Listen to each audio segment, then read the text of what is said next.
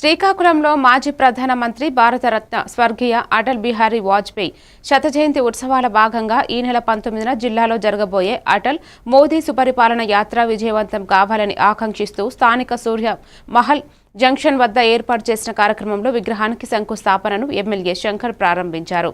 ఈ కార్యక్రమంలో పెద్ద ఎత్తున స్థానిక నాయకులు పాల్గొన్నారు।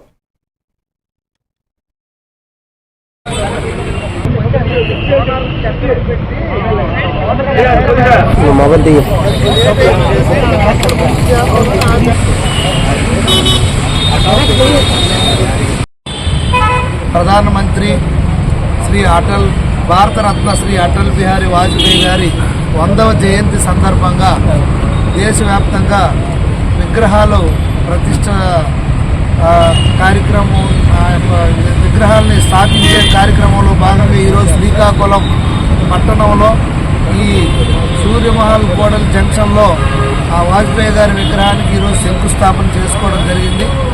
మన భారతదేశానికి ఆయన ఎన్నో సేవలు అందించారు। అలాగే వివాద రహితుడిగా, ఉత్తమ పార్లమెంటేరియన్గా, ఒక భారతరత్నగా పేరుగాంచినటువంటి మహానుభావుడి విగ్రహాన్ని మన పట్టణంలో పెట్టుకోవడం మనందర అదృష్టంగా ఇది భావిస్తూ ఈ అవకాశాన్ని మనం వినియోగించి ఈరోజు ఇక్కడ ఆయన పెడితే ఆయన తాలూకా ఆశయాలు, ఆయన తాలూకా నడవడిక ఇప్పుడు ఉన్న యువతకు కానీ భావితరాలకు కానీ ఒక ఆదర్శప్రాయమైనటువంటి మహానుభావుడు శ్రీ అటల్ బిహారీ వాజ్పేయి గారు।